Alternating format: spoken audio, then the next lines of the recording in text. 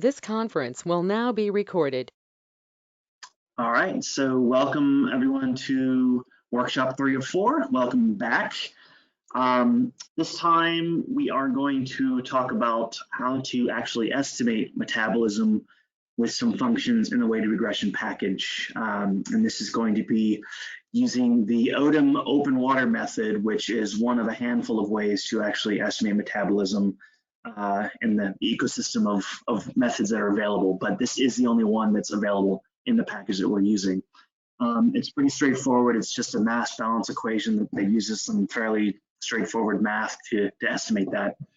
So we'll be going over that today, talking about not only how to use this function to do that, but how to evaluate the results to understand if maybe tidal injection had influenced the results, and how we can use weighted regression to improve the results and evaluate that after the fact. So kind of like last time, it'll be sort of a mix of theory and coding. So it'll be very similar. And again, if there's any questions going through this as I explain the methods as well as the theory behind them, feel free to chime in. We have actually a few people on the call that are very familiar with how to estimate metabolism, and so maybe we can collectively sort of talk it through if we need to. I think, I don't want to go through the housekeeping rules since this is the third time we've done this, but just again, mute your microphones if you're not talking, but if you do have a question, feel free to unmute, chime in. The live coding link is going to be your best place to keep up with the lesson material. That is right here. It should have been in the chat when you logged in as like a welcome message, how to access that, but if not, let me know and I could drop it in there again. So all the way at the bottom, this is where we're at today, starting at line 158. And then, yeah, I think we're all pretty set up. I know mostly people now are using their local installation of RStudio. That's great. But as always, you can continue to use the cloud version if you need to use that for the time being. And we do have recordings up already on the webpage. So I have last week's recording on there as well. I think I got that up later that day. So I guess expect that for today's lesson as well. So you can go back and view that as soon as possible. Okay. So as I just said, my goal today is to just sort of expose you to the fundamentals of estuary metabolism, what it is, why it's important, and how we can use the package to estimate that. So we'll start first with a bit of a review from last time. We're actually just going to go through again how to import swamp data to prepare it for use with the functions and the weight reg DO package. So we'll just quickly review that. And then I'm going to get into basically a mini lecture of what is ecosystem metabolism and how it is calculated, and then how you can do that using functions and weight reg DO. And then again, as I said, we'll be using the metabolism results to evaluate the potential effects of TIDE on the metabolism estimates, because TIDE acts on the DO time series. The DO time series is used to estimate metabolism. So we're using metabolism as our endpoint to evaluate that. And then we're going to kind of close with some approaches for actually tweaking the detiding process in an attempt to achieve an optimal result for detiding that leads to the best metabolism estimates that we can potentially get. So as I said, we are going to just start with again a review of data prep for input into the functions. The good news is the ecosystem metabolism functions and weight reg DO use almost exactly the same inputs as the detiding function, the weight reg function, so the process is very similar. But essentially, you can look at, as I said last time, the help files to understand where to start for formatting your data. So if you remember, let me just pull up my R. So I'm gonna load the package.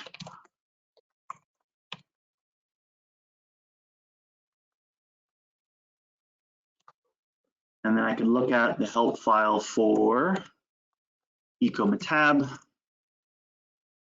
And I go all the way to the bottom, and I can see that, again, we use our helper data file, the Sapelo Island DC station that comes with it. And this is essentially what we want our input data to look like.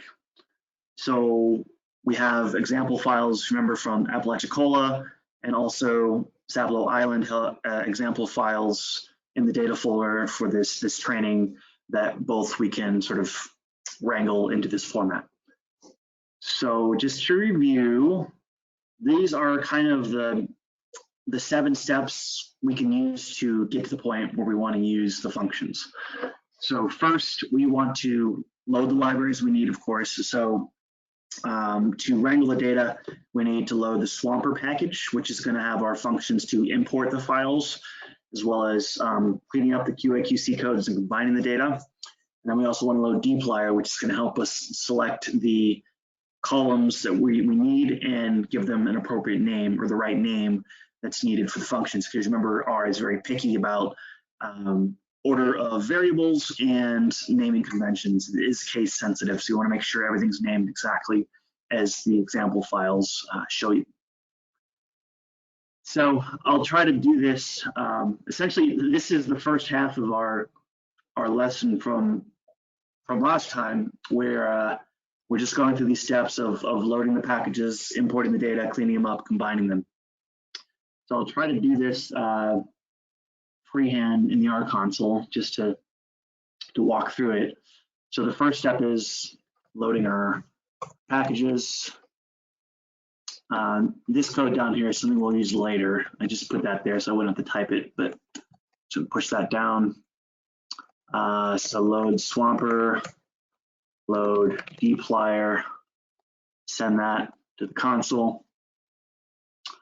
One thing to note is this will come up again, but you notice if you load Swamper after you load WaitRegDO, you get this warning that these functions are masked from the WaitRegDO package. So essentially this is saying that Swamper also has functions named this, which is kind of unfortunate, but it just was something I didn't really have the foresight to think about when I developed both of these packages, naming things by the same name.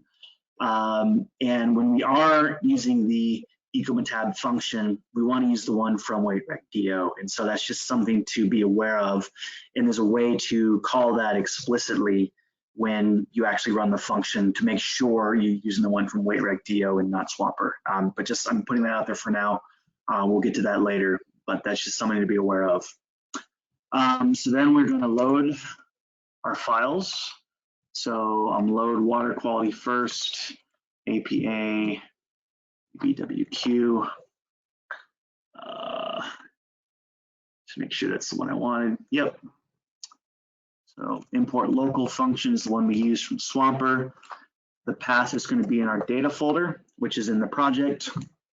And then the station code is going to be the string APA DBWQ. Okay. Then we'll load the weather station, APA ML EBMet. So same code as before. I can just copy and paste this. APA, then change the station code name. So run that. And again, this is pulling in those 3 years. So one CSV for each year that's in the data folder. And then combining them. So this is where they're pulling them from. Do the same for weather.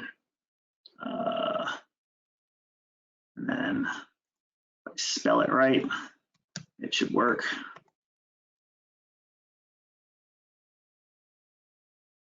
Okay, so that's pulling in the weather files. The next step is QA/QC each one. So you remember from last time, we look at the data we imported. They come with QA/QC columns, and we want to make sure we're using data that have certain flags. And remember last time I kind of talked about It's up to you which flags you use. You could choose to keep them all or one type of flag or just a handful of flags.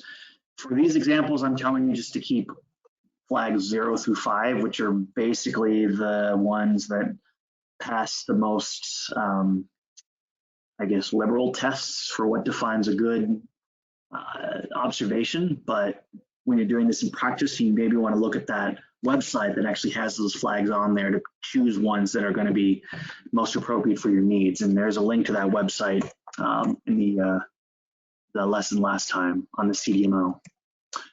So we'll run QA/QC on the same data object. So we'll just reassign it now, and then QA/QC keep. So I'm going to keep 0, 1, 2, 3, 4, and 5. So this is a vector of strings that we're keeping. So anything that has those QA/QC flags are kept. Anything else is assigned an NA value. And after we run that, the QA/QC columns are removed. So just to remind everybody what that does. So then we'll do the same thing for the weather.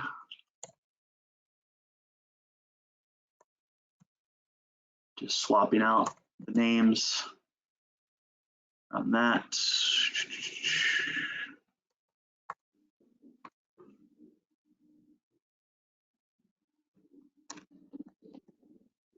Okay, so now we've got the QA/QC columns taken care of. And now we want to combine these things. So remember, we can combine them with the cleverly named function comb for combine. And I'm going to assign this a new object, just APA, comb, and then this one takes the weather station or the water quality station, then the weather station. The order of these things doesn't matter for this function because we're going to, remember the last step, select the columns in the right order. So we could put them water quality first, weather second, or weather first, water quality second in this function, doesn't matter. We have a time step. Remember, we can subset these data to different time steps. So these are data collected every 15 minutes, but just for sake of having the functions run a little faster, we're going to subset them to every 60 minutes instead of every 15. And then we're going to use the union method of combining them to get basically the time series for both of these things combined as opposed to only the points where they intersect. But for these examples, it doesn't matter because they start and stop at the same place, as I said last time. So then we combine them. That's that. So now you see that we have both water quality and weather data in the same file. And then we can, I believe the next step is select with dplyr. So we want it to look like that SAP DC example file that comes with the package. So I can never remember the naming convention, so I'll just look at it here and kind of look at it on the console here as I type it out up here. So we need date time stamp equals, I believe it's just all lowercase in the original file. We need temperature, just temp. We need sal, it's just sal. DO observed, it's going to be DO MGL, perhaps. Yeah, DO all under or lowercase. And we need air temperature, just air temperature, pressure, P, wind speed, and then tide, which I think is just tide, depth.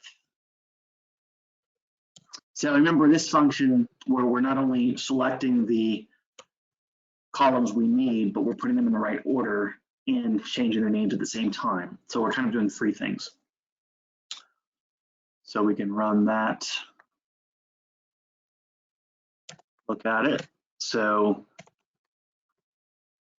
you can see that it is looking very similar, just with some precision differences in the tag column. Also in practice, you want to make sure your units are the same. I haven't talked at all about that, but that's just sort of like data analysis 101. You should be able to check that from the metadata and the data you downloaded. But basically, yeah, these are all pretty standard units, nothing weird. DO is going to be the most important one. This is milligrams per liter. And then lastly, take care of NA values, so missing values. This is a simple one, but with the APA data set, the problem with this one is we're missing about a year and a half of data because of a hurricane that came through. So when we run NA omit, we bonk out about a third to a half of those data. But that's fine. As I said last time, with the metabolism functions, you need an observation for all of the parameters. So by NA omit, you pull out entire rows. And so that's kind of an appropriate way to handle NAs with this package. So a lot of steps to get to the point where you can actually use the functions. That's, I guess, not really uncommon when you're doing any kind of data analysis. Wrangling is going to be like, 3/4 of your time preparing the data for analysis. So it seems like a lot, I guess. That's pretty standard. I don't really have any other excuses for that, but those are the basic steps. And I just wanted to reiterate through that process so you guys can remember what has to be done before you get to the stage of actually running these functions. So I will let you free on that. And basically, I want you now to do it on your end, but with the Sapelo Island data that we've prepared for the workshop. And remember, this is the same data that is the example file in the package, but it's more recent years of information. So I wanted to make that distinction that there is an example file in the package that isn't from the same place, but it's older data. So I think this is a lot of steps. I don't want to spend a lot of time in this exercise. So I want to make sure we have enough time to go through the rest of the stuff. But to expedite this, you can literally just copy all of this and swap out the Apalachicola station names with the Sapelo Island station names. And that should be something you could do fairly quickly at this point. So I'll put 5 minutes on the clock and we'll let you go.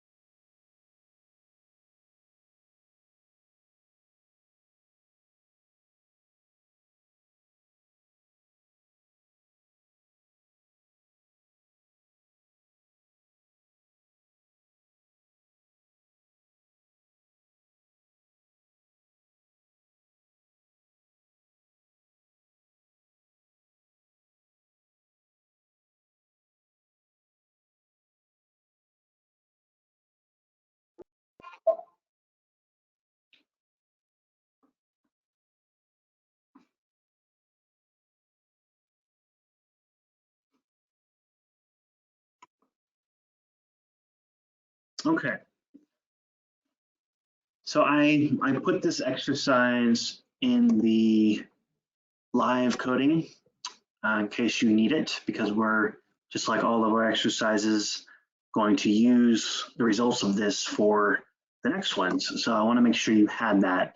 But as I said before, this is literally just copying and pasting the code that we use for Apalachicola and swapping out the names. So this is something you can use for your own purposes after this workshop to try to run this on your own swamp data.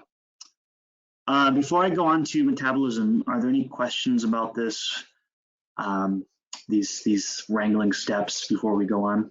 I kind of went through that quickly, but it was review, so.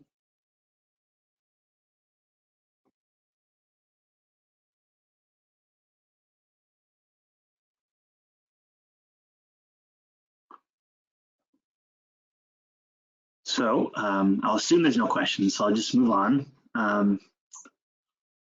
So now we are going to talk about metabolism, and this is probably, I think, the most relevant part of this entire workshop for understanding what it is and how you get it, and how it can be used to understand characteristics of water quality of your ecosystem. So I think many of you are familiar with this term. You haven't seen it for the first time here, which is great. Others maybe not so much. So we're kind of going to start from ground zero here. And I think, in my mind, conceptually, a easy way to describe it is metabolism is right up here. So it's the measure of the balance between production and respiration processes that create and consume organic matter. So I think of it as a measure of how fast the wheels are turning in the system. So how much production is happening versus processes that consume organic matter. So this is valuable because it describes a rate, it describes a process, as compared to so-called surrogate snapshot measures that are only like an instantaneous look into processes that are reflective of metabolism in general. So things like total nitrogen or nutrients, or chlorophyll concentrations, which are going to be correlated with metabolism, but not a measure of rate or process. So metabolism does let us make inferences about system productivity. So basically, is a site going to be a source or sink of organic matter? And if we have these measures for multiple sites within a reserve, or multiple reserves, we can more easily do these general comparisons between places to make inferences about things that are affecting processes that are important for metabolism, because we're using this standardized measure. As I said at the beginning of this, there's more than one way to measure metabolism. There's a handful of them that I'm aware of. But I think the most simple approach is this so-called Odom open water method. And this is a method that's been around for over half a century. If you go to this link here, this paper will give you more than enough detail into the theory and method of calculation for this. But what's nice about it is it's basically really just using the dissolved oxygen time series as a measure in a simple mass balance equation to measure these rates that are used to estimate metabolism. So this equation here is like the simplest way to describe metabolism, where essentially the change in dissolved oxygen over time is going to be equal to the balance between production, gross primary production here, and ecosystem respiration here, as well as how these two things are going to be corrected for diffusion, which is essentially air-sea gas exchange at the surface, because DO comes out of the water column into the atmosphere and vice versa, depending on these gradients that exist at that surface. So we have to account for that in this measurement. So as I just said, yes, production and respiration are biological processes that we can infer from the DO time series, but when we measure that in the water column, we know that DO time series can be influenced by physical processes, just as an artifact of water moving back and forth across the sensor with the tide. So that is a problematic issue, as we talked about last time. And the air-sea gas exchange is for the most part a physical process that's influenced by local conditions like gradients at the surface, what the air temperature is, because that affects solubility, wind, and how that makes turbulence at the surface as well. So these are all things we can get from not just the water quality time series, but the weather data. And that's why we need both of those things to move forward to estimate metabolism. This next equation is essentially the same exact one as the first one, just with a little bit more detail to really kind of compartmentalize the different processes that we're trying to measure here. So here we're effectively just characterizing this change in DO over time as an aerial rate, because we're multiplying it by the depth of the site. So this is going to be a rate that's in per square meter. And that again lets us compare between locations that might have different depths. Here's gross primary production and ecosystem respiration.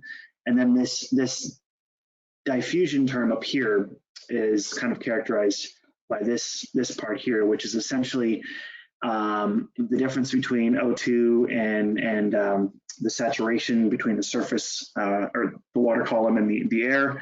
And this guy here, which is a gas transfer velocity, that is something that, again, we can get empirically from the weather data. And then this part is kind of a fancy way to characterize how DO changes with the tide in two different directions. And this is basically saying, the DO moves as a function of the change in tidal height in two different directions, in X and Y, two lateral directions. But this is not something that we actually incorporate directly into the metabolism equation, but it's something we can kind of estimate from the detiding process and remove before we actually use it to estimate metabolism. But this is sort of a theoretical equation in its entirety to sort of demonstrate how all of these parameters are estimated and how the tide sort of plays into that in this mass balance approach. So how this works basically is, this is the overall equation, but when you run the functions, it estimates all of these things at the daily scale. So when the functions are done and you get your results, you get an estimate for these things per day. And that's because, as we talked about, we sort of break down the dissolved oxygen time series in a 24-hour period to characterize changes in that curve as the diel periodicity changes as a function of the sun going up and going down. So effectively, it's just an integration of that DO curve in a 24-hour period, and we break it down into these, what we're calling these metabolic days, which are kind of like the period from sunrise in one day to sunrise in the next. And so we sort of subset the data into these 24-hour periods based on when the sun goes up. And within each of those periods, that's when we do this integration to look at the change in DO over time and factor in all of these other characteristics of the equation, like the air-sea gas exchange, and using our detiding process feeding into that as well. And so that's, again, a lot of theory, but when you actually run the functions with the data that you get from this wrangling process that we just went through, you get three different measures that come out of the metabolism function. There's NEM, which is net ecosystem metabolism, and all that is going to be the difference between gross primary production and ecosystem respiration. And there's different ways to interpret these three measures. GPP, again, just a measure of productivity, so how much organic matter is being created as a rate. Ecosystem respiration is going to be how quickly that organic matter is being consumed in the system. And then NEM is the balance of the two. And so you can kind of get where this is going, where if NEM is positive, so where the difference between these two things shows that GPP is greater than respiration, this basically says that the system is kind of in a place where it's producing more organic matter than it's consuming. So it's going to be autotrophic. It's a source of organic matter. And that's when NEM is positive. Now, the converse of that is when NEM is negative. So respiration proceeds at a rate that's quicker than gross primary production. So this would be a heterotrophic system where it's going to be a sink of organic matter because it's being consumed quicker than it's being produced. And that is sort of the real value of metabolism as a measure, because you can say broadly, is this place a source or sink of organic matter? And this is often linked to water quality. So strongly eutrophic systems, for example, that are sort of pushing out a lot of organic matter, but there's a lot of decomposition, and there might be like a lot of anoxia or hypoxia associated with that. And there's, fish kills or lots of algae blooms. These are often heterotrophic systems that have a strongly negative NEN, for example. But there's value in looking at this across the time series. Certain times of year is going to be autotrophy versus heterotrophy, and there's just a lot you can get from these measurements to make inference about processes that are going on in the system. So I just threw a lot of theory at you, but I want to stop here and just kind of make sure that we sort of generally understand what's going on here, and I'll pause for a second if there are any questions.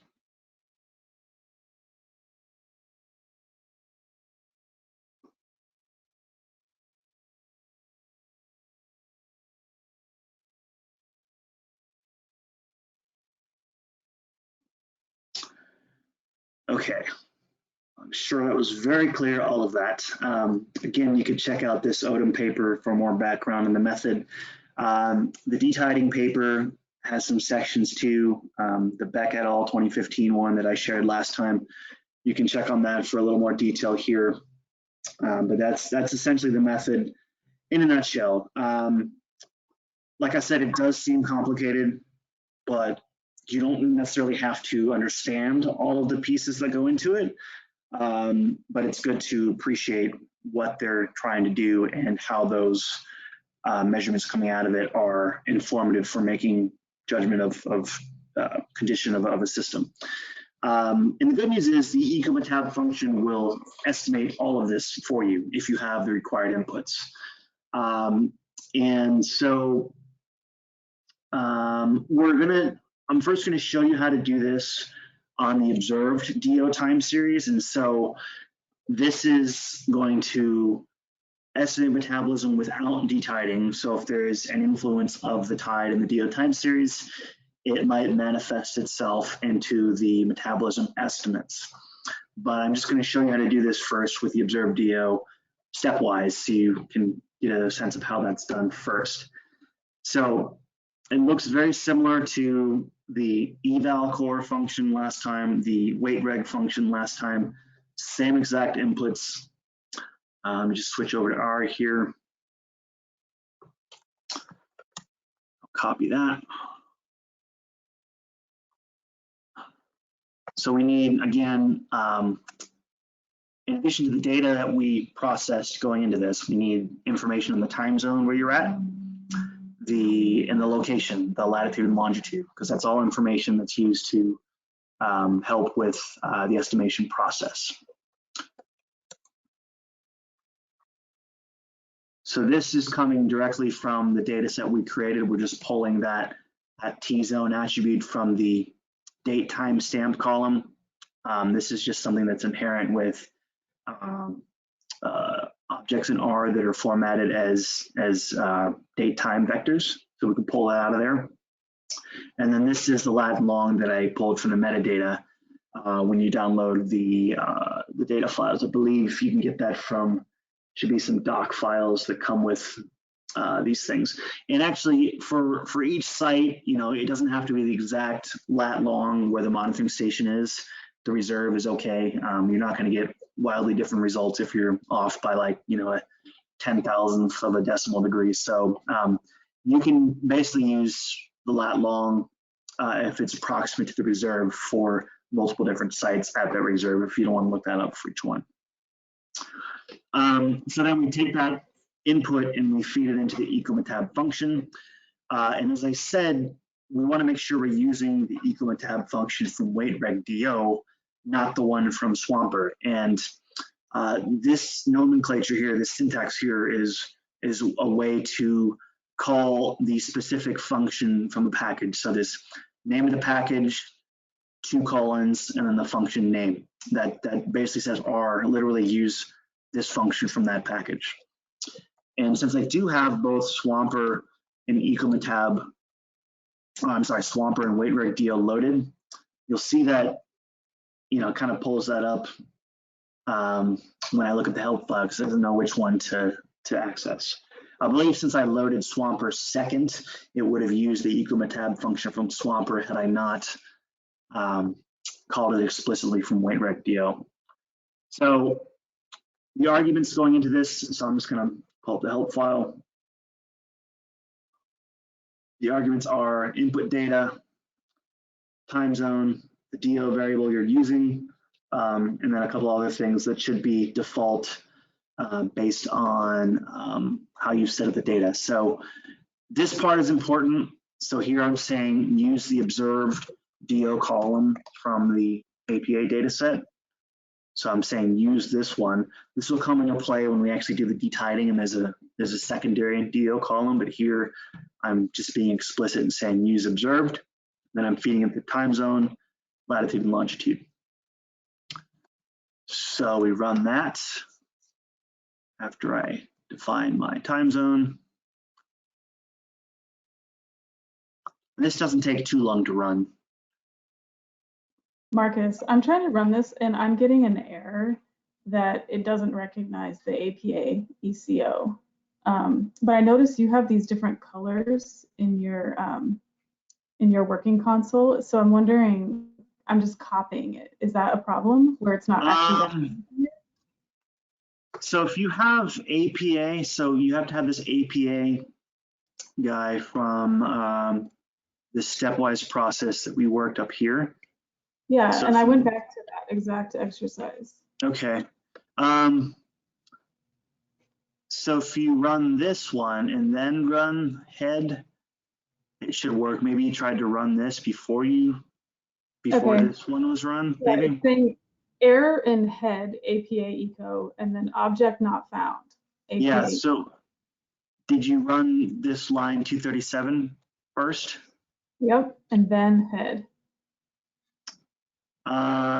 If you run line 237, do you get an error, or does it proceed after it thinks for a second and then it works? Yeah, that line proceeds.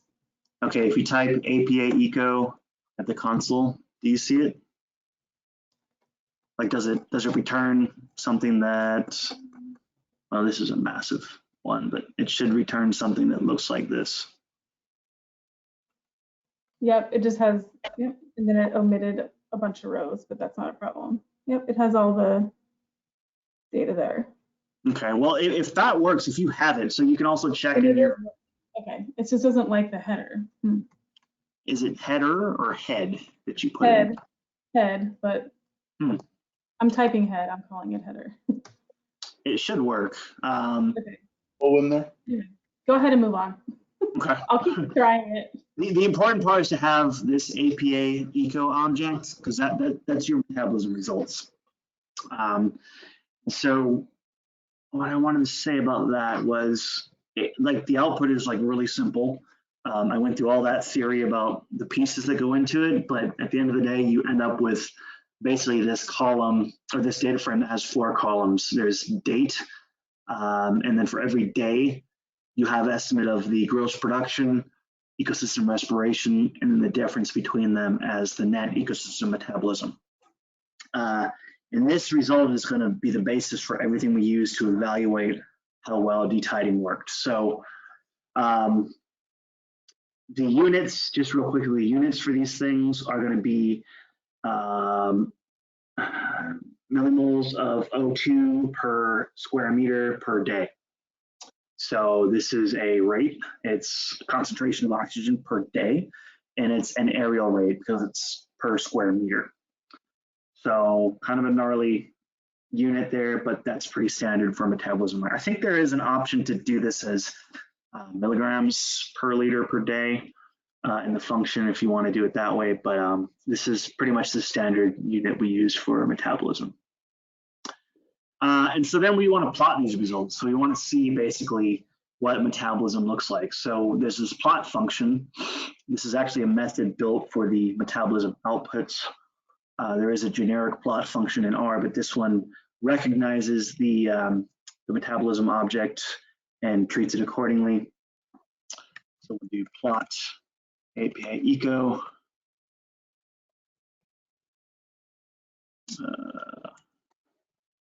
And essentially this plots the results, but averaged within the month. And it's just kind of just a simpler way to look at the results as opposed to every individual day, which we'll look at in a second. And you'll see that they're actually very noisy, possibly because of the tide.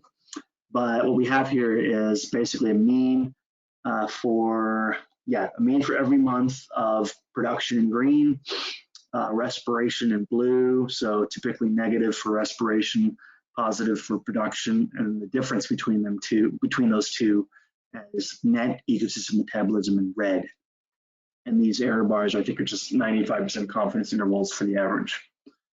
As I said, you can also look at the actual daily values. So if you change this argument by equals today, maybe it's days. Yeah, by days plural. Ignore these warning messages from ggplot. It's just saying there's missing data in there that it can't plot. It's omitting those. But here we get the same thing, but the daily estimates for each of these three things, and you'll see that it's quite noisy. And before I talk about this noise in here, there are a few things I wanted to talk about.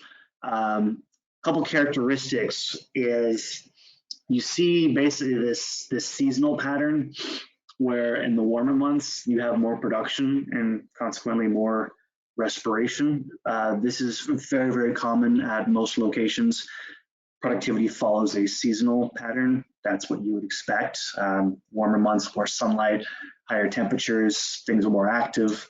That's reflected in the DO time series, and this is just a common seasonal pattern you see at most places. So I wouldn't be too surprised at that result. The other thing is, these NEM calculations, they kind of hover around 0. That's also very common, but there are times when it's typically negative or bouncing above positive.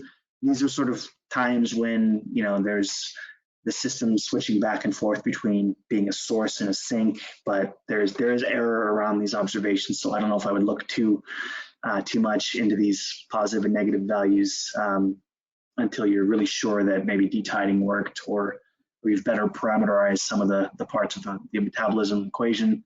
But just want to remind everybody, it's this positive negative switch of NEM that people sometimes like to look at as a measure of process rates in the system.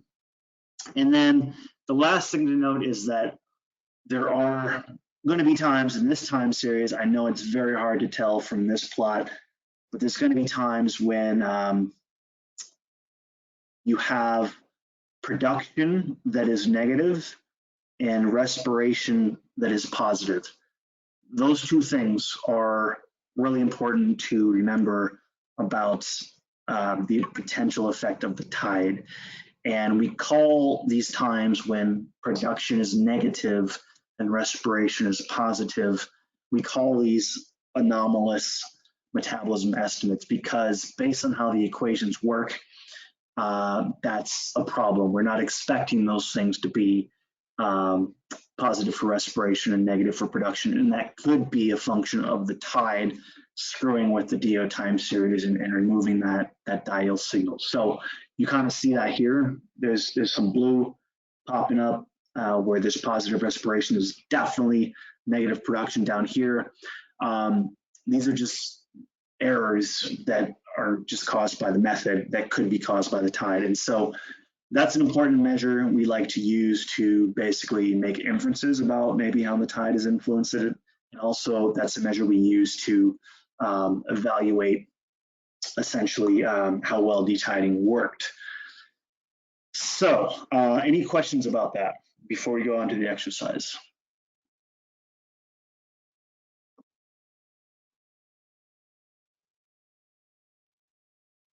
Hi, Marcus. This is Jordan. Can you hear me? Yep. Awesome. So I guess I had a question. You've talked a lot about how the tide can impact these rates. But I'm curious about the wind piece, since our wind station is slightly buffered, up on the bluff away from the open water. And I'm just wondering how good, a representation this will be if we use our weather station data, like for maybe the open part of our bay, maybe that's okay, but the sort of shallower and more protected areas of our estuary, it might not be as good a representation. I don't know. I'm just sort of curious about how much that Yeah. wind difference can, like, you know, how well it'll represent our metabolism, basically. Yeah, that's a good point. For a lot of these, we use the weather data from the weather station at the NERRS site, and that usually doesn't coincide with the location for the water quality monitoring sites. I could be wrong, but I think they're usually different places. Best case scenario, you have weather data directly at the site where the water quality is being measured, because that will be a more accurate representation of how wind could be influencing it there. So that's the heart of your question. I can't really tell you exactly how much it makes a difference, unless you have some empirical observations. The higher the wind, the more air-sea gas exchange you're going to have. Those two things are pretty much positively correlated. And if you have your weather site up on a bluff versus your water quality site in some sort of sheltered place, then that might not be a good measure. It's been a couple of years, but I think what I have seen is that the air-sea gas exchange component is, I think, just maybe like an order of magnitude smaller than any sort of rate processes you get from the production and respiration estimates. So it will have an effect, but I think it's a generally smallish effect. But I can't really say specifically how much of an influence it would have. We also do have some alternative methods that we can use to estimate air-sea gas exchange in the package, and I forget all the inputs that go into them, but they're maybe a little more constrained and based on a few more assumptions, and that might be another way to sort of remove that component. And we have, so there's two different ways. We have this Thibaut method, which is in a reference in the help file. You can check that out. I forget all the pieces that go into this, but this one definitely uses wind. And then there's this other one, Wannikov method, that has fewer required inputs. Jill, if you're on, do you know if this Wannikov method uses wind? I can't remember. It does, yeah. Okay, so that really wouldn't help in this case. There's a way to get, if you get instantaneous results from the eco-behab function, you can, I think, return the air-sea gas exchange estimates. You can see how large those are relative to some of these other measures and get a sense of the influence. But that is an important point to think about. All right, great, thanks. Marcus? Yeah, Dave. Yeah, so another thing that people could consider is if they have a situation like that where you always know your winds are sheltered in a particular way, you can alter the wind time series and see what difference that makes. So if it's half the magnitude, just make it easy, because it's sheltered, then massage your data first and make the wind half what the observations are, and then run the analysis, see what comes out of it. And that's what as modelers we would always do. But just remember, you've got to be brutally honest about what you're doing when you explain to people how you did things. But estimating spatial variance from non-traditional knowledge sources is a legit thing to try. So just something. Yeah, that's a good point. I kind of, when we were first suggesting that, Dave, I was like, no, don't do that because you're making up data. But you're testing a theory of how much does the wind affect the air-sea gas exchange estimates? And that's sort of giving you a sense of if it's an issue at all. You're not suggesting to make up wind data in the absence of data. You're just seeing more or less, does it have a large effect at this particular site? And that's definitely one good way to test that. Yeah, it's a sensitivity analysis based on Yes. on knowledge about what kind of the ranges of the effect is that you would predict. Got it. Yeah. Thanks. That makes sense. Any other questions on that? Hey, Marcus, I had a question that's a little bit related to the wind factor. We have a site that we know is from time to time extremely stratified. Is there a way to factor in for something like that? Not really. This method assumes that the site has the water column is mixed to the bottom. Okay.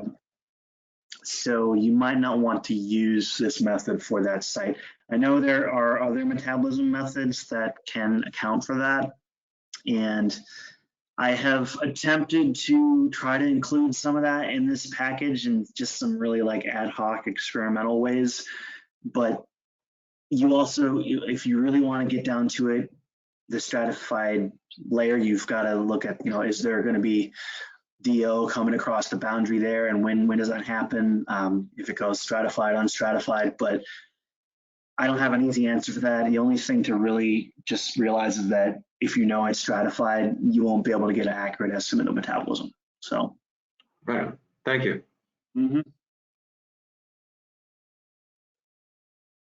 All right, so I'll put you guys into the second exercise so we can have plenty of time to talk about this evaluation stage, which is kind of nuanced, but basically I want you to estimate metabolism on the SAP object that was created in exercise 1. So it should be pretty easy. You just use this time zone, this long.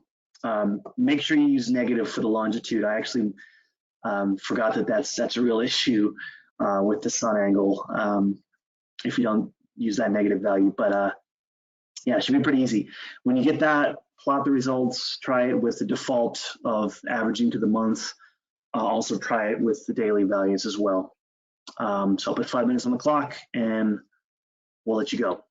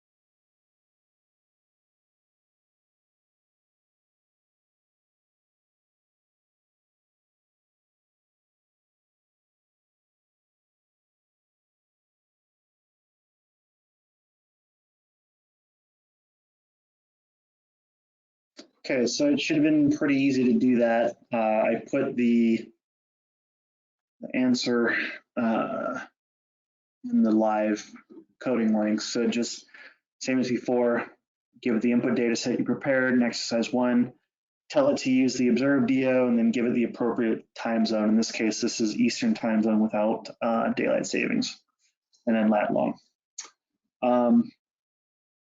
This is what the plot by days looks like. So again, we have more available data for this site. So you see 3 years of estimates. And again, this daily plot is just horribly overplotted. So I would almost never really use this as a visual way to really kind of assess what's going on. That's why I had those averages. We can look at by months as an example. I think I have quarters as other options, and then years as another. So okay, how do we evaluate how well this worked? You remember kind of our key measure we're going to use here is the amount of what we're calling our anomalous metabolism estimates. So times when production is negative and respiration is positive. And so I have this is actually an example from the a data object that comes with the weight-reg-do package. And I'm using the ggforce library, which is kind of a new ggforce package to do these nice little subsetted plots. You could also use Plotly, which I showed you last time, to make a more interactive graphic, which would work, I think, actually better. But this is a nice way to sort of blow up a little subset of that larger plot. So you see right around February 6th, this time when respiration is definitely positive and production is definitely negative. So these are anomalous estimates. You can kind of see those all over the time series. And so this is going to be problematic. Now, if we really want to quantify this, we can actually use another function called the MET-eval, or metabolism evaluation function, which takes the metabolism results that we've created and actually summarizes different measures for essentially things that we could use to evaluate effectiveness of detiding, or how much the tide may be influencing our time series. So if I run, so we have APA ECO from above, so I'm going to run Met-eval on that. I could run it on the SAP ECO as well, but you'll be doing that in the last exercise. So we get a couple different measures from this. There's a lot, and there's a lot in here because I thought maybe at some point all these would be useful. I don't think they all are, but the ones you want to pay attention to are, I think, these first 6 ones. So first of all, what is your mean production in millimoles per meter squared per day? What is the standard deviation of that production at the daily level? What is the percentage of anomalous production values? So what percentage of all observations for every day when production was negative? In this case, about 15% of those. And then the same thing for respiration. So mean respiration is negative, standard deviation is this, and then you have about the same percentage of anomalous respiration value. So times 15% of the observations when respiration was positive. And so these are measures you can use to say, first of all, we do see anomalous estimates in both production and respiration, but also these mean values are going to be things we want to pay attention to when we're looking at how well detiding may have worked. So before I say any more about that, I'm going to detide the time series, then run metabolism again to see if they made a difference, and then use this Met-eval function to evaluate how well detiding may have worked. So this is from last time. This is the same function we had, this weight-reg function from the weight-reg-do package. I'm just going to copy and paste this in here so you have it. But just a word of warning, this does take a few minutes to run. And again, that could be something you could try to speed up with parallel processing, as we were talking about at the very beginning, but this is how you would run that. So TZ would be, in this case, I want to make sure I use the right one. I have TZ from, yeah, that's the right one. Lat, make sure that's the right one. Okay, so I'm not going to run this because it will take a few minutes, but when it is finished running, you'll get this APA DTD object, and I actually saved this on the website, and you could load it by just running this function, this load, that literally loads an R data file called APA DTD. You'll see once you load that, it shows up in your global environment up here. So remember from last time, when you run weighted regression, you get an input, or I'm sorry, you get an output that looks very similar to your input, like this, these first 1, 2, 3, 4, 7, 8 columns. And then you get all this extra stuff on the end that is what the detiding process gave you. And it's this DO norm, this normalized DO time series, that is going to be the detiding one, the detided one that you can use with the metabolism function. So that's going to be our next step, is running metabolism on this detided one to see if it really made a difference. So I'll call it that, weight reg DO. We want to use ecometab from that package. I'll use APA detided as the input.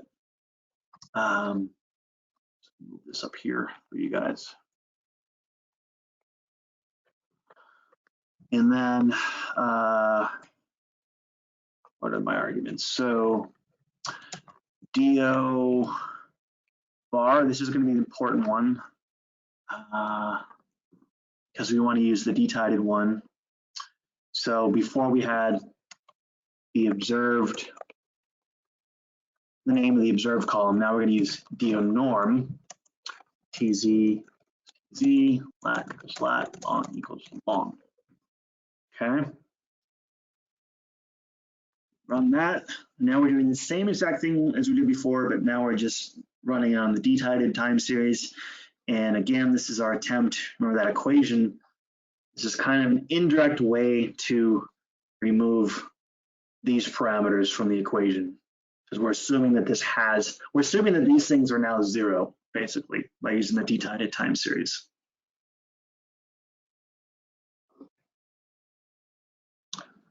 So that ran. I'm going to plot first the original APA eco by days, and then the new one by days as well, just to show you how they look different. So there's the original. Remember, again, looks very messy. I would never use this plot in a presentation or anything. This is just more of a diagnostic thing. But then we can plot the new one.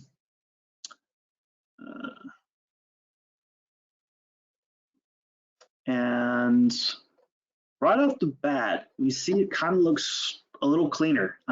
There's a lot less overlap between the production and respiration. We can see the NEM more clearly. And essentially, you know, there's just a lot less noise compared to the original one. So that in itself is kind of promising, but we want to actually quantify how well detiding worked. And so this is where we use the Medival function on the new detided metabolism estimates. So here are our new metabolism estimates. Just again, this simple 4-column output. We run Medival on that to look at what our mean production is, our standard deviation, our anomalies in production, our mean respiration, standard deviation of respiration, and then our anomalous respiration. And so the good thing is you'll see that now we have about 6% anomalous respiration and about 6% anomalous production, which is about a 10% drop from the observed DO time series. So that's good. However, what we do see is a drop in mean production and a drop in mean respiration by about 2/3 each. I think they're around like maybe 160 or 180 in the original one with the observed time series. Yeah, so here's from the observed. So about, yeah, 2/3 drop compared to the detited one. So this is where like rules of thumb kind of come into play with how well it worked. There are a couple rules of thumb that I use to evaluate detiting. You know, basically a reduction in anomalous values is going to be our first one. We want to make sure we can get those anomalous values as low as possible. The second one is basically we want the mean production values and the mean respiration values to stay as close to the original ones from the observed time series and the detited time series for the metabolism. So we want the means to be similar. And the idea there is that basically, you know, if the tide is acting on DO time series, if we look at metabolism across the entire time series, whether it's observed or detited, because the tide acts on this kind of daily scale, those values, if we average the entire thing, should sort of come out in the wash. We don't really want to have a huge effect on the mean values because we're kind of assuming that overall the tide isn't going to have a large effect on the means. It's just these sort of anomalous values that are going to be the main problems. So the rule of thumb, again, lower the anomalous values as much as you can and try to keep the means as close as possible to the means of the metabolism with the observed time series. And because we drop these by about 2/3, that to me is a suggestion that perhaps we removed more of the biological part of the DO time series than we should have. Remember, the detiting, as we talked about last time, can remove both the physical tidal signal from the DO time series and the biological signal if the method itself is smoothing too much. And so now, based on that, we have to sort of go back to the drawing board and say, is there a way we can improve this? Before I get onto that, are there any questions about like the rules of thumb and if they make sense?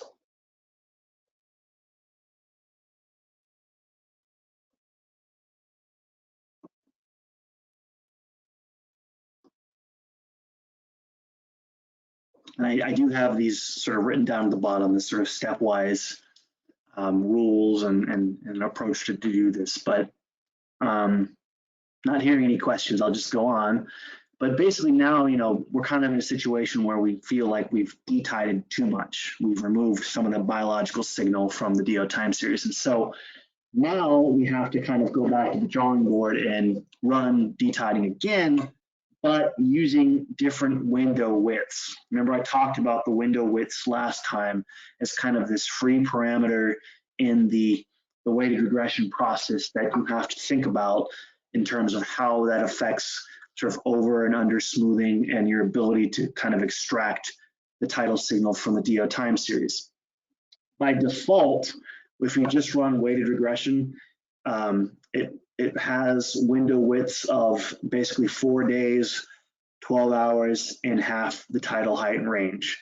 You don't have to really know exactly like what these weights are doing in the regression, but just know that these 3 window widths are all things you could tweak to maybe influence how the detiting process works. And so I basically am telling you now to kind of rerun the weighted regression, but use different window widths. And these are ones that I found after sort of trial and error of trying different values to try to achieve those rules of thumb of reducing anomalous values and keeping the means as close as possible. And so if you run these again, I won't do it on the metabolism because we're just running a little short of time. But if you run this again, and so this is the same one as before, we're running weighted regression on this APA observed time series, but now we have this sort of this windows argument here at the end where we're feeding it different window widths from the default. If we don't specify this argument, we're using the default values. So we have this list that says 12 days, 12 hours, and 40% of the tidal range for the window widths. And this is actually going to be kind of a, well, it's a little bit different from the default, but not too much. And so if we run the weighted regression and then feed those results to the metabolism here, so we're using this APA dtided 2 object we just created, doing the same thing, running the plot, and then running the metabolism evaluation function on that. We see that we get actually, this is as best as I could get it, and it's not really hardly an improvement at all. So I can only get the anomalous values down to about 6%, and then the means are still bunked down by about 2/3 from the observed. So this is kind of a case where detiding may or may not work well at this site, or you might not even want to detide at all, or it could be that just the DO time series at this site actually doesn't have a strong diel component to start with, and that could just mean that production is really maybe not even that high at the site to even use this method. And that's when we get into a conversation about other metabolism methods we could use. So I again just sort of threw a lot at you, but it is sort of this trial and error approach of trying different window widths, running the results to see if you get improvements, and then doing that until you're happy with the results. And I have these general rules here that they're basically just everything I just explained, but in sort of stepwise fashion of how you can begin doing this. And if you do sort of come to the conclusion again that detiding didn't really improve the metabolism estimates, no matter what types of window widths you used, again, question whether or not detiding should be used at all, so the tide couldn't be in effect, or it could be that maybe it's just the DO signal from the biology at this site is not even that strong. So any questions about that? The philosophy, the approach, I know that probably wasn't super clear, but is that at least sort of somewhat transparent what you're trying to do here? Hey, Marcus. Yeah. So one of the major effects, it seems, that I recall from the detiding that we saw last, I guess, 2 weeks ago, was a major reduction in the tidal amplitudes, right? Yeah. And resulting times here, or in the amplitude of the observed detided signal. So, so how does that play into this reduction? Because it seems like that ought to be the cause here, or at least. Yeah, that's another thing you can use as a measure of how well detiding worked. In 99% of the cases I've seen, that amplitude will be reduced. It's just a matter of how much. And usually if that amplitude is really bonked down, it means you've detided too much. And it's a balance. You're never going to see that amplitude the same as the observed. It's just a matter of how much it goes down. So let me just show you. So I have this link here to a Shiny application I put together, and this is something we've used for this project as a way for us to really kind of conceptualize the effect of the window widths. And this isn't necessarily something you guys can use for your data because the answer is unique to each site and each time series, but it'll give you a sense of how important the window widths are. And I've actually explained this a little bit in the tutorial on the website, but I basically try out all of these combinations, and I never go outside of these bounds. So I never go above 1 or 12 days. I never go above 1 or 12 hours, and I never go outside of these ranges for the title range, because basically anything above or below these boundaries are going to under-smooth or over-smooth respectively. And so I found that those limits are basically good ones to test. So I have, basically you can look at, see if that helps. But I have different sort of site data and different subsets of those to look at. Sapelo Island is a nice one because I know this is a place where detiding works well, but I can basically pick different window widths here. And I've had these results pre-processed before, so you can actually look at them on the fly.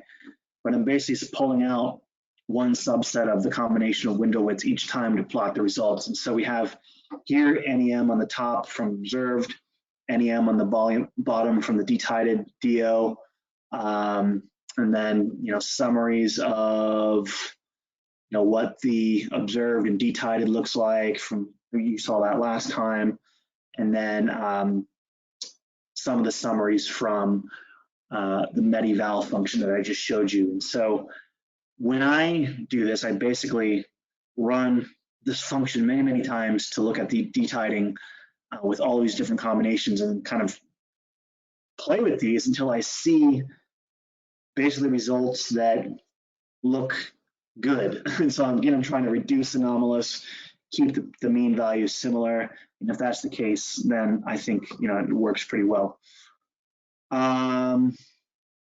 And so you can do this by hand. We do have some ways to try to figure out this in a more automated fashion. And I don't really have time to talk about this, but I do have a link at the very bottom of this with some code that you could use to try to automate this process, but it is a bit of trial and error. So we're at 2:30. Again, I've talked too much. I think you guys hopefully understand the gist of what this is trying to do. If you want to stay on and do the last exercise, feel free to do that. But I want to at least stop for a second and answer a few more questions if you guys have any at this point.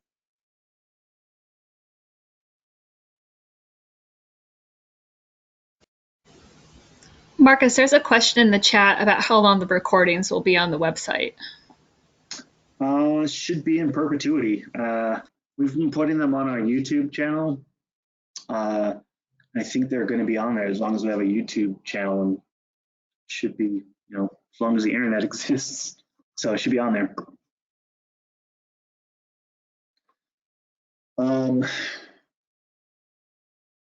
So do folks want to do the last exercise, or are we kind of just, this is enough for today? And I can't see anybody's faces anymore because everyone turned off their cameras. So just chime in yeah or nay if you want to do the last exercise.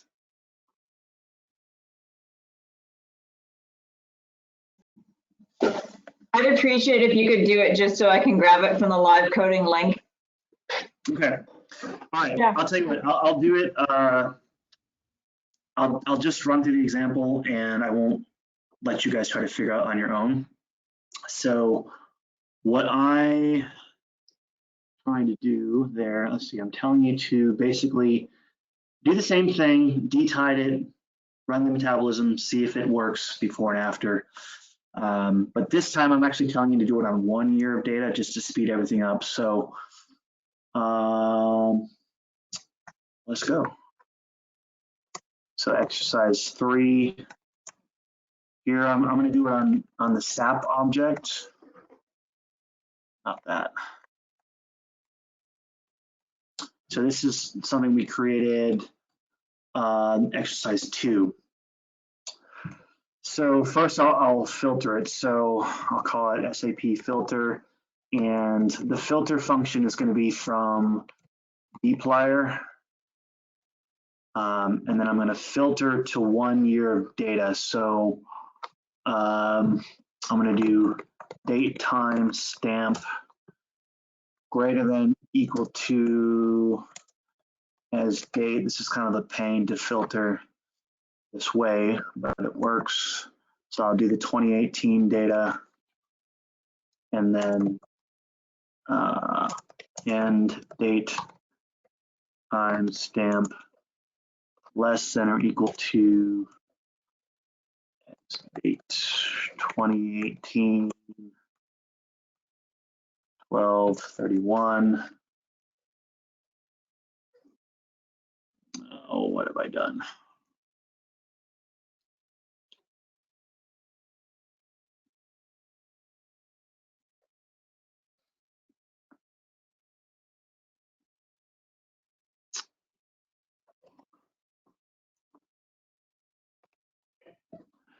Could be. Nope. Okay, well, I'm going to cheat. I'll copy this example that I think works. Oops.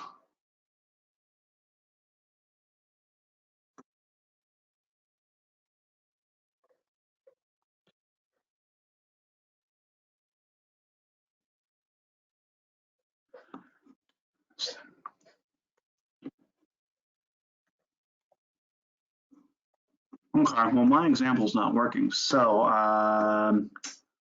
what are we going to do here? See. Oh, I know what it is. You just need to take out the FLT. I don't think you have that because I ran it and just got it to work at the beginning. Did it work? Yeah, so see at the very beginning you have FLT. Just take that out and the rest of it looks like it's good. It shouldn't matter, but Yeah. let me just try. I'll believe you. I'm just going to try something real quick. Okay, this is stupid. So filtering by dates is inherently tricky because dates are stored as numbers.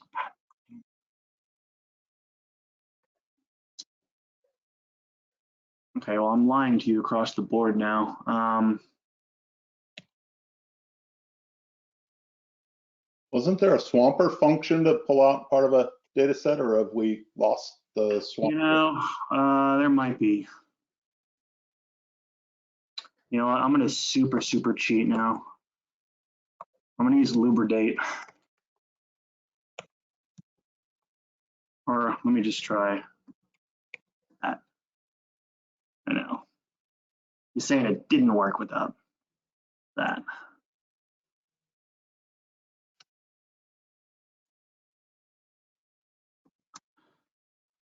And Marcus, I had to take the filter function and actually call it from dplyr rather than plotly. That's what I thought it was, but it gave me the same one. Same one. Okay, well, we're going to cheat and we're going to give a year column from Luberdate.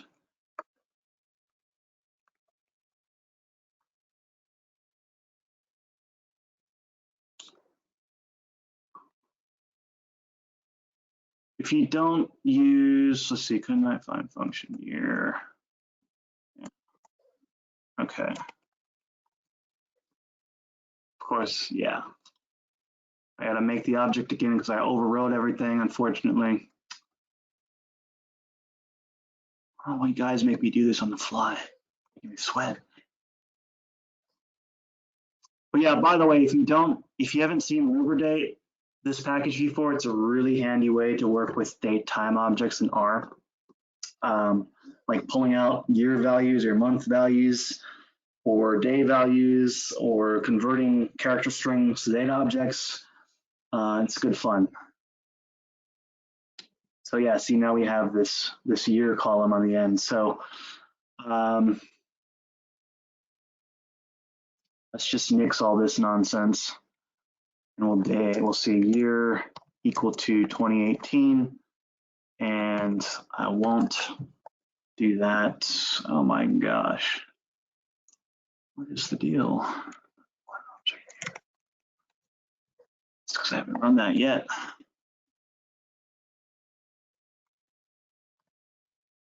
Okay. Okay, so now we only have 2018. And then I'm going to actually remove that year column because we don't need it. I don't think it matters for the function.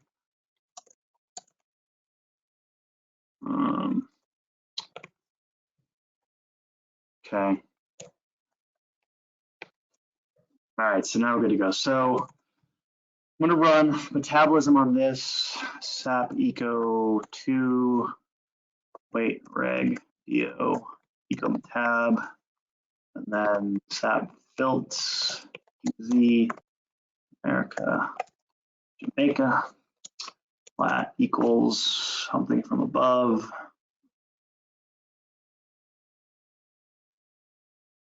Just going to copy paste that. And then our do variable, observed. Okay, running that. While it's running, I'm gonna make some plot stuff. And then I'm gonna set up eval core because that's something we want to look at before we do this detiding. Sap filts. Take these arguments from that. That plot by days. That eval. Yeah, so this is a messy one too. Look at the net eval.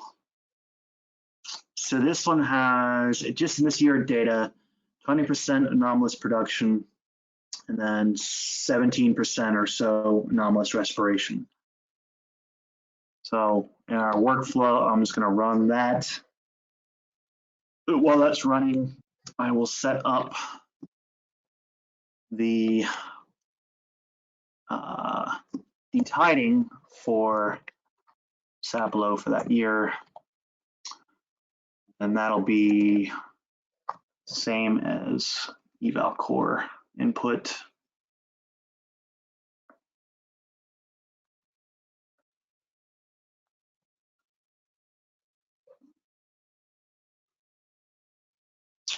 And then I'll set up metabolism while that's running too.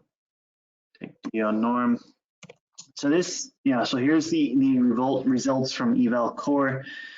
Metabolism, or the correlations are very low, all pretty much less than 10% or so. So this is pretty good at this site. This is a case where we know that there's not going to be a lot of collinearity between the tidal changes and the sun angles, so we can pretty much have faith that our detiding is going to work as we hope it does. So run that. Make sure that's set up. And then I think the default window widths work pretty well on this one. There's really not an easy way to really tell you how to do this kind of trial and error type thing for the window widths, other than just to try the extremes of each one at a time. It does kind of take a while because you got to sit here and wait.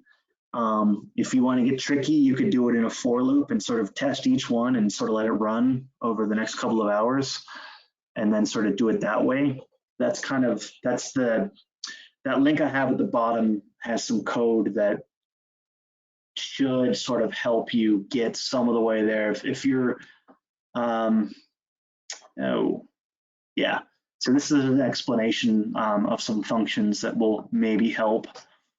But here's some code that you can use to sort of set up that parallel processing. This is actually the code I use to populate the results for the Shiny dashboard. And you can use these on your own site. You just basically kind of take this, and this is running multiple sites at a time, but you can sort of set it up similarly on your own site and then evaluate the results that way. But if you're still like getting on your feet with R, this is probably not helpful at this stage, but this does work, hopefully. All right, so that's still running.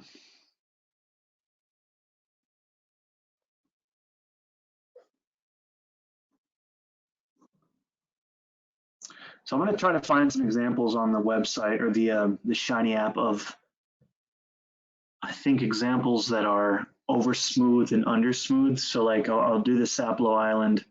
This is only 1 year data, 2012. So these are like, these window widths are the minimum, 1, 1, and 0.2. You can kind of see, this would be an example of, I think, overfitting to the data and removing too much. But it does seem to, it works pretty well on the Sapelo Island data set, no matter what window widths you use. So here's the other extreme, 12, 12, and 1. And this is going to be more similar to like a underfit regression where you're not really removing much at all. Yeah, so that's, you kind of see how it just muted that whole DO time series. So it's underfit to the data here. So you can look at the anomalous values. So here I've really muted the means. The anomaly values are kind of looking pretty good. Okay, so now that's done. So here's the detitled object. I'm going to run it on the normalized DO time series. Same results as before.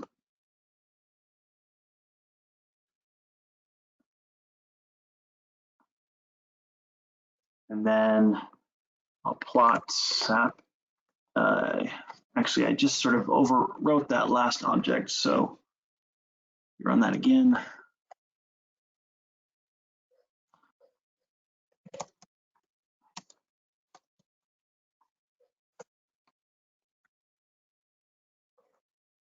Okay, so look at the plot.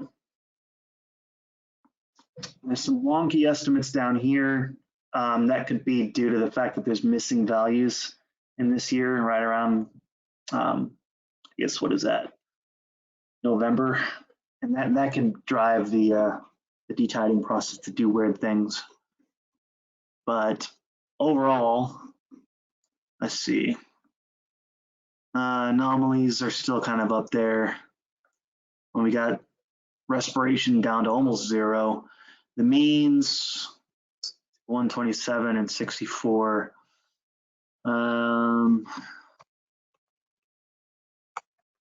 What was it before?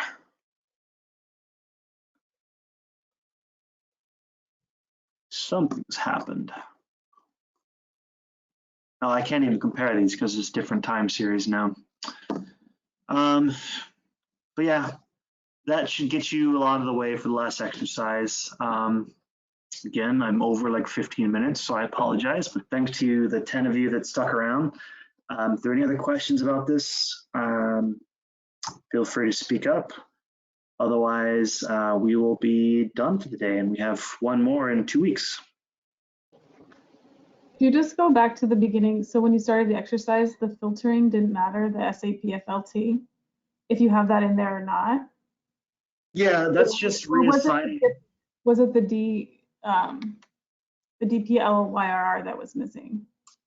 Possibly. I forget who brought it up, but the filter function, there is also a filter function from the stats library, and sometimes if you don't call the filter function specifically from dplyr, it tries to use this one.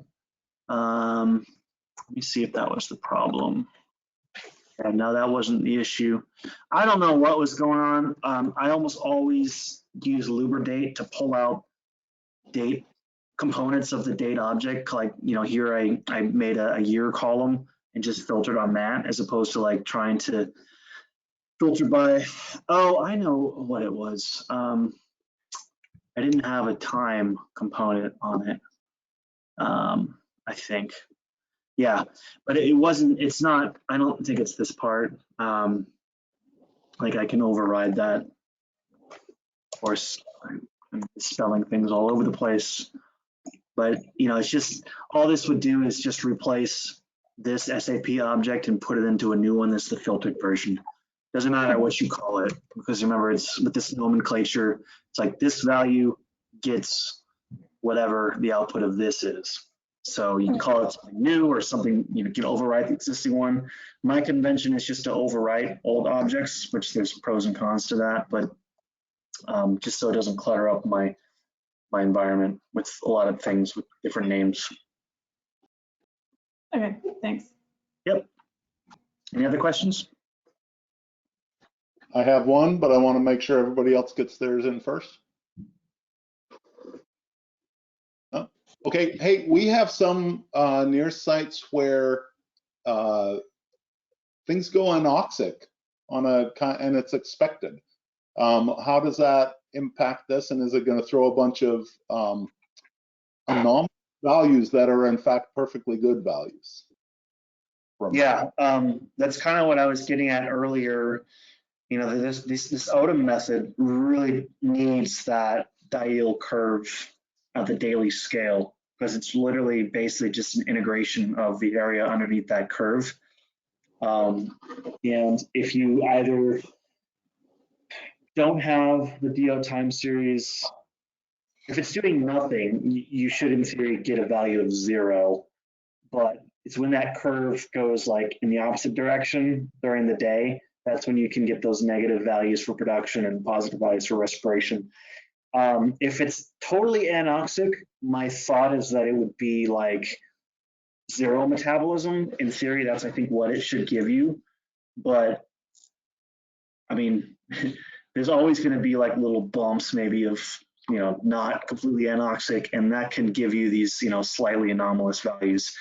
I think it's, with the tide in general, it's when it's consistently making the diel curve go in a direction that doesn't follow the diel signal. So anoxia maybe could not be as much of an issue as, say, how the tide could be affecting it.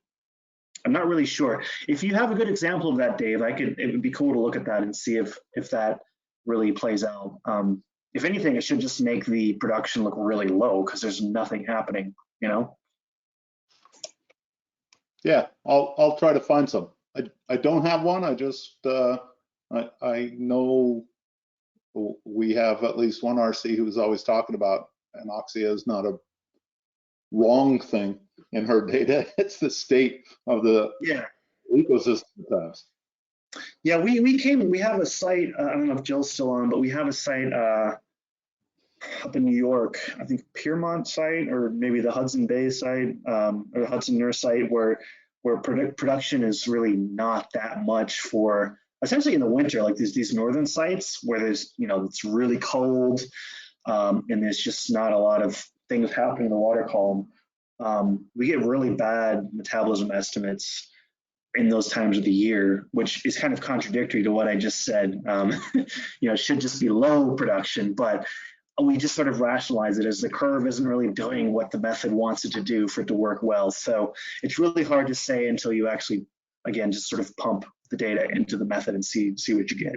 And always look at the DO time series before you do this, All right. So refresh my mind, where are your field sites? And is Ace Basin one of them? Because that's where I don't think it's Apalachicola and it's Hudson NERRS and Apalachicola so far. But the idea is this method could be applied anywhere where we have the data. It's just we're really trying to super parameterize the influence of the tide, among other things, in this process, so we can actually figure out if this statistical approach is doing what we think it's doing, because it's just, it's like any regression method, it's just based on a correlation, which may be spurious or not, and not really actually a true measurement of the tide and the influence on DO. So. Okay.